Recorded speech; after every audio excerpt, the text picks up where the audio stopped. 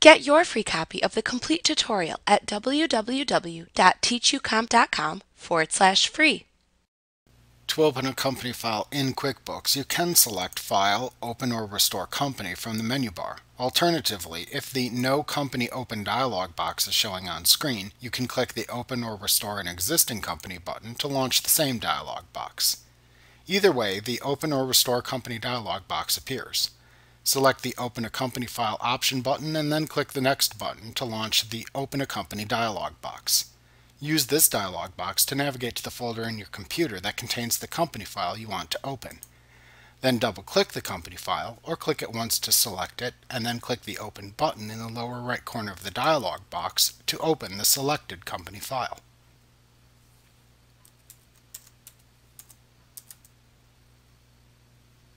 Like what you see? Pick up your free copy of the complete tutorial at www.teachucomp.com/free.